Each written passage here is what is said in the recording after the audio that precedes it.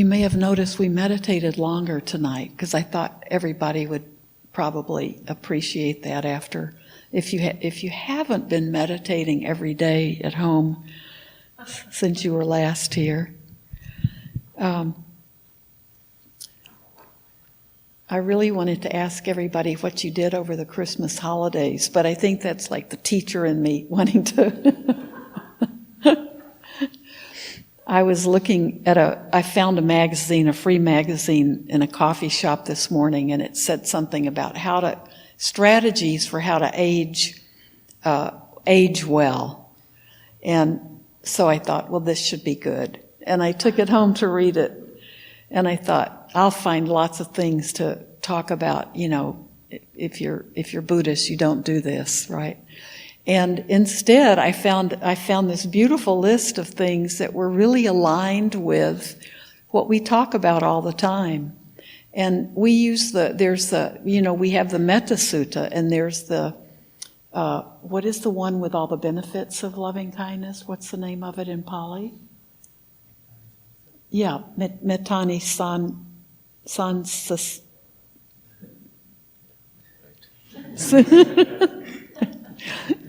And it means the benefits of loving kindness practice. Our chanting group has done it before, so I can't even remember the Pali name. But the Buddha talked about the benefits of loving kindness practice that we don't often think of, but there are things like you sleep well, and you don't have bad dreams, and you wake up refreshed, and you become beautiful, you become clear, your eyes, your face become clear. You die, you can have a peaceful death. What are some of the others? Your countenance is lovely. Your mind can focus and concentrate better. There are like 9 of them, right? Did I miss? What have we missed? There are 10. So what else have we missed? Yes, and people will love you. So people will be naturally attracted to you. Yes, so it's a good one. It's a good thing to remember. Metta Sutta, if you're around snakes or wild animals, right? There's a special one if you're around snakes.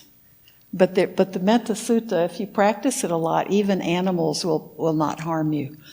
So the list I found in this magazine, and each of the things had been researched probably kind of quasi-scientifically, but the list was a beautiful list. It talked about you need to get enough sleep, and you need to eat in moderation, which the Buddha always talked about. And moderation means the scientific study with 36 people that they used said eating in moderation means you eat just until you're beginning to feel full, but you're not overly sated. So you stop before you've had probably all that you really want. But the Buddha talks about that. The Buddha talks about getting enough sleep, and in the sutta about the benefits of metta, you sleep well, you don't have bad dreams, and you wake up feeling refreshed. And the other list said you find a spiritual community, doesn't matter what it is, but where you can find good friendship, good companionship, and interaction, and that it makes you feel good, and helps you feel like it can add a purpose to your life, but you're really doing it for the sake of being with good friends and having that a kind of connection with people in that sense. So we've got that one down. And our focus is always on noble friendships, that's the whole thing that we're looking at. And every one of the things, and of course it said, you want to, it didn't even stress you've got to become a marathon a runner or do X number of hours a day exercise. But it talked about getting sunshine, being out in nature was really good. And the Buddha talked about all the time, his whole life, once he became the Buddha, was outdoors. And even when he began searching, he left the palaces, the three that he had, and he lived the rest of his life really out of doors. He became enlightened under a tree, and then when he died, he wanted to be in just a little nothing kind of village, and he died under trees. So his entire life then was walking from village to village, and rarely was he in a what we would think of as a building or a house. So it talked about being in the fresh air as opposed to exercising, which I thought was really nice. So I thought, I can't give a talk on this. This is a talk where you want to go, yeah, we know, we've got this other way, but these lists are matching up now. And I thought, that's pretty wonderful. That's the good news, that more and more people are seeing the qualities that we need to make a good life. It's not about get your salary over a certain amount, or drive this kind of car, or have a house that has at least 5 extra bedrooms. It's not looking at that to have a happy life and to live. This was to help you live a long life. So I thought it was going to have all kinds of life extension therapies and things. And so it turned out to be a beautiful article, and the list was a list that we could cut out and stick right up next to the benefits of loving kindness, or lots of different suttas that the Buddha talked about. So where do we go from there? It's nice to see that the idea of living a good life and a long life are now being talked about in very mainstream, like free magazines that you pick up places, that are the same things that we talk about a lot, and that when we first started coming here, we thought that the rest of the world was real out of tune with us, that we wanted something different than the rest of the world. And then now it's looking at, wow, there are a lot more people who want the same thing. They don't call it the same thing, but everybody's looking for peace and a sense of well-being in their lives. And then I ended up thinking, well, it's not an exciting topic, but it's a wonderful topic, because the world looks really bad on the surface, right? Everything is looking pretty grim. And it's wonderful to see, but wait a minute, people are really wanting what's going on the surface. Often doesn't have a lot to do with us and what our day-to-day lives are like. And I think the world being in this kind of crazy place is helping us see what's really important. And it also helps us see what it is, if there's something that we can do about what really matters. Kind of helps narrow down the things. If we want to become passionate, that was one of the others, become passionate about something you care about, or some volunteer work you want to do, or some activity or hobby you want to have. Let it be something you can be passionate about and that you really care about.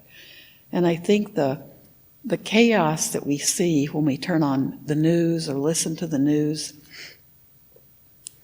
and we see you think it can't get any worse, and then the next day something happens and it's worse. But then underneath, it's where all of us are trying to live and do the very best we can, and it feels like there's more of that going on beneath all the drama, all the drama that's playing out. It feels like there's a lot more hope for us as people than there was maybe 5 years ago. So what we see is the stuff that's rising to bubbling up to the surface. And there's a lot of not good stuff there, but underneath there's some purification going on. I like to think that way anyway, because I tend to think about the stuff bubbling up to the top and think, oh my gosh, so it was good to find that list was such a beautiful list.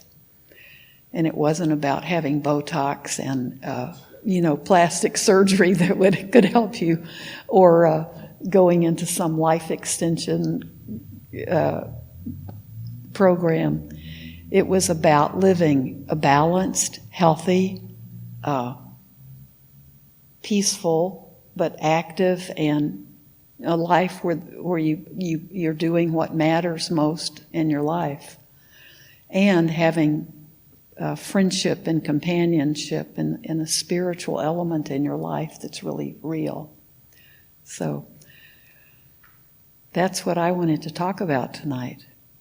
And we have a few minutes. Does anybody else? Did you have fun on your Christmas holiday, or did anybody have a revelation or an experience that they want to share?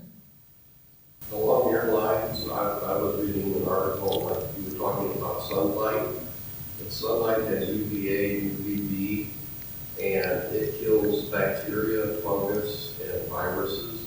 So in the winter, when people close their blinds and their drapes, they don't get that healing sunlight, the UVA, UVB rays, which kill those bacteria. And then another article about a doctor who's doing research on green, the light, the green light. His brother was, I think, depressed, or he had some kind of medical condition. And when he felt bad, he would go into his garden, and it was green. His garden was all green around him. They said he felt better, and so that goes along with Buddha being outside, being in the green, and now he's doing a lot of research on like the sand disease, but they're doing it with green light. Green light can help and give the same. Just a colored green light, or does it have to have special? It was just, I don't know that much. I don't think it was that detailed, but they were saying green light was very, very beautiful. Oh, that's interesting. Bring us more information on the green light. I saw the same article that said people that chronic pain are helped a great deal by just sitting in front of a green light for it. And that was it. Really? Yeah. A green light, like a...